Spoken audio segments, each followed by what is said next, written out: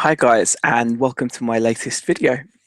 I thought I'd pop on this lovely Saturday morning, or Saturday afternoon actually, obviously. Bloody hell morning, yeah. Okay.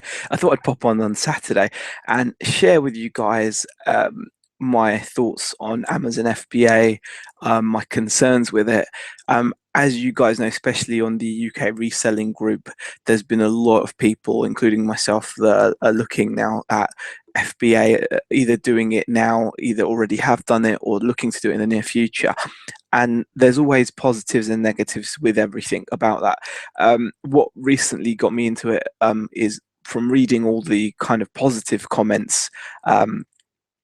From reading all the positive comments about this, the benefits of Amazon FBA, and from picking up some stock that I thought would be perfect for FBA, kind of got me thinking into doing it, and especially in terms of space saving and things like that, because obviously with FBA you can send your stuff out to them and they keep it and then they post it out for you. It sounds really good.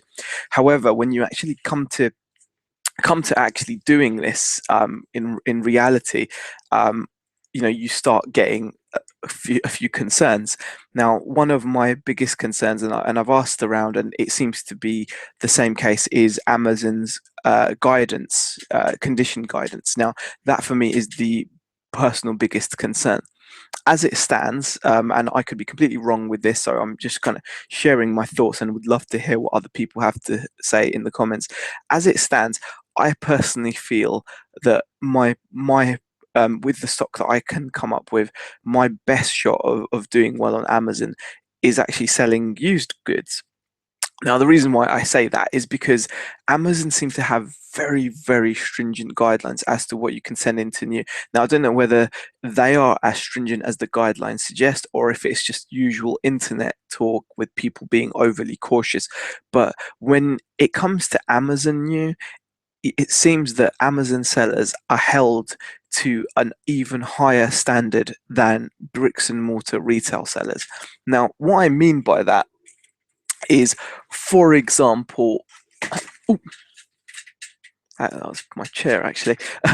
For example, this is the Mattel WWE Heavyweight Championship belt from Mattel. Now, this is from 2013.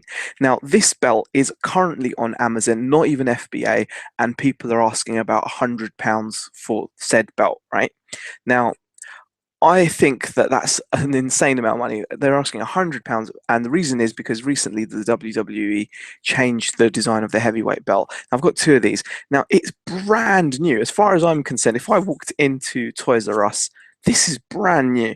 However, it's got some obvious shelf wear. You can see that the edge, especially on that edge, it's very it's been damaged, right? Like it's been in storage or it's been put down, it's been damaged. Um, it's clearly different from some of the other edges. Some of the other edges are a lot sharper, but you can see the edges have suffered some kind of puncturing. Now, going by what a lot of people said, I mean, I've read through a ton of threads on the Amazon sellers forum.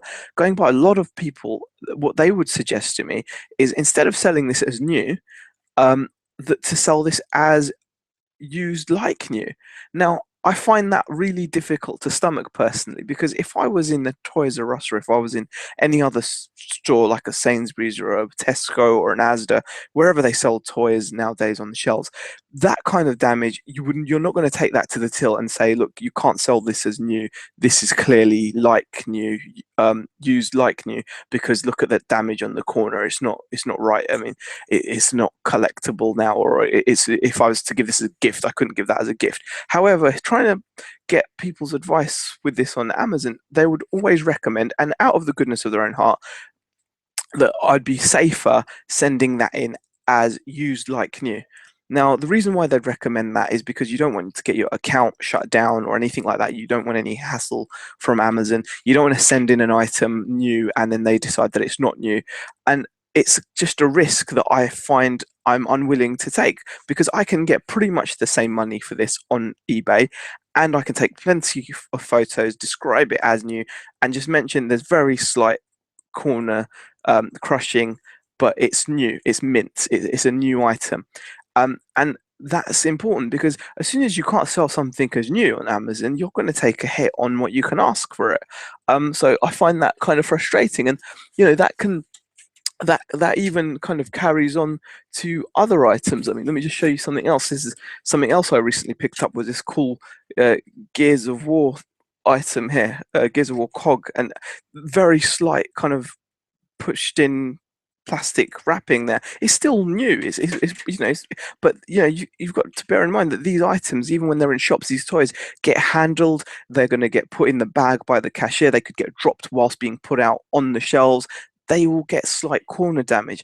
Yet they will still sell them as new. But on Amazon, I'm being made to feel that because it's got some slight corner damage, and it is very slight corner damage, that I can't sell it as new. Now, um, let me see if I've got any other examples to show you. Again, slight, this is mint. It's new. It's sealed in the card. The figure is new. The corners, again, it's cardboard, guys. It's cardboard. It's going to be shipped from the warehouse. It's going to be shipped. It's going to be put out on the shelves. People are going to handle it. But I'm being told that I've got to be safe, sell it as used like new. And whereas on eBay I can just sell it as new, describe it, very slight bending on corners, but item is mint on card. It's not mint on mint card, but it's mint on card, and I find that kind of really off-putting. Now, on the other hand, let me show you. What else was I going to show you?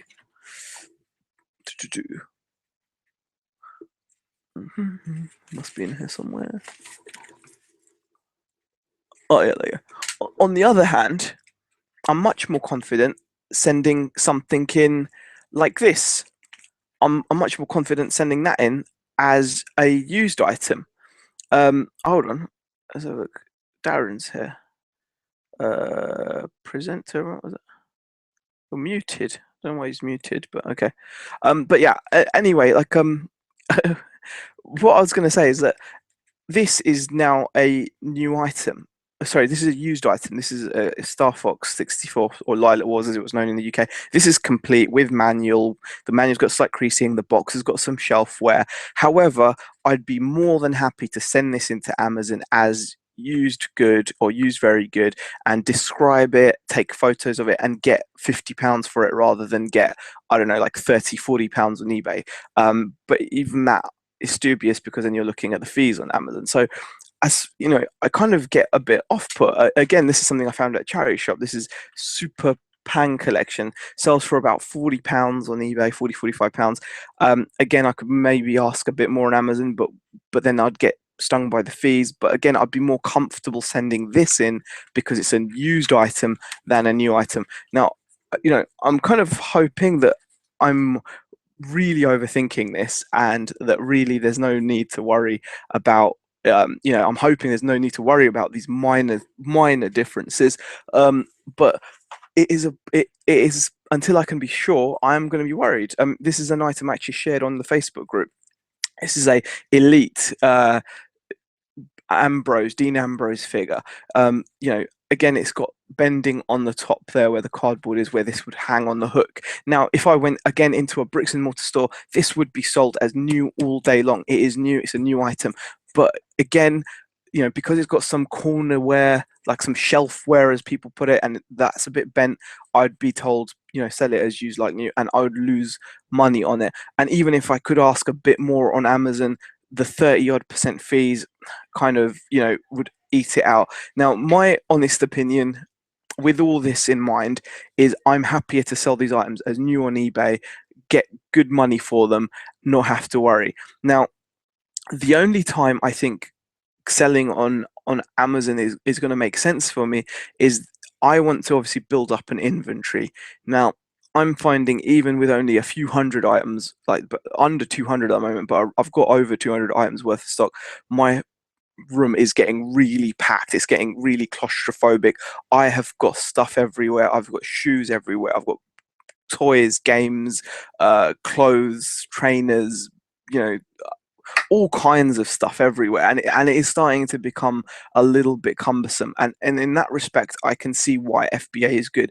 And you are paying for that privilege. You are thinking, okay, I can send all this stuff in, which is great, but you are paying. I mean, I was watching the live broadcast that Nick and Tom and Dean and loads of other people were on yesterday, Michael and so forth. And I think Tom, the English picker, did mention that he pays between 30 and 40% in fees. That is huge, considering when you're buying or selling on eBay, you're probably paying about 10%, especially when you've got or 15% tops, and then you've got the discounts if you're a top rated seller, and so on and so forth. So I'm kind of struggling at the moment to fill my Amazon box. I mean, I bought some items specifically to sell on Amazon. I got this from a charity shop. Again, this is something I'd have to sell it as used like new, because the cellophane has torn, the outer cellophane has torn, even though the actual movies on VHS are brand new. Things like that. So kind of where I'm standing at the moment, I'm just thinking new items. I'm just going to shift in to eBay for now, keep on building my store. But when the need takes me, I think where Amazon does excel is when you're looking to kind of expand your business to the point where you're looking to have 6, 7, 800 items. That can become a nightmare in terms of storage, and I think that's where you have to kind of go to Amazon and then be like, okay, I understand now. I can send in these items to you. I think Tom the English Picker said he had like 5,000 items and he pays like £40 a month in storage, which is nothing for that volume of goods. So that's my current view on the matter, and I'm kind of interested to see what other people have to say about it. So if anyone else does have any views on it, I would love for you guys to share those views, like in the comment section. Just let me know, how far can you push the guidelines. I mean, if I'm overreacting, then I'd be happy to know, because I would love to send this in to Amazon and ask top dollar. That, like I said, it's £100 for like for this non FBA. So FBA can obviously demand a bit higher price. If I could sell that for more money, that would be great. But it's something that's on my mind. So my major concern in this broadcast, as you can tell, has been about the guidance, and then the fees as well. Because if you're going to start selling stuff as used like new, you're going to have to ask less money. Amazon is still going to take the FBA cut, which is much higher than eBay, which means I'm going to be possibly not looking to get into Amazon as quickly as I would have liked, and only go into it when I'm at the bursting point of being able to store stock in my house. Anyway, I apologize for the rambling nature of this broadcast. I hope you got the gist of what I was talking about, and if you could leave your comments, etc., I would be more than grateful. If you could leave comments and remarks about what you think about it, what your views are. Obviously, if you are into FBA and you've sold toys and you send toys in to Amazon, and how much more demanding the customers are, because at the end of the day, Amazon aren't just saying having these rules to be difficult. They obviously have customers that are more demanding. Now, if I sell this to a kid, someone buys it for the kid, it's not going to be a problem. They're going to just open it and that's going to be it. However, if it's a collector, I could see why a collector would be miffed, but I still find it a bit difficult to accept that selling on Amazon requires even higher standards in terms of the quality of the box packaging than a retail store. But anyway, that's just my rant on the matter. I hope you guys enjoyed the video for what it's worth. If you did, give it a thumbs up. If you didn't, give it a thumbs down, and obviously leave your comments. Much appreciated. Anyway, guys, thank you very much for watching the video, and I'll catch you guys next time.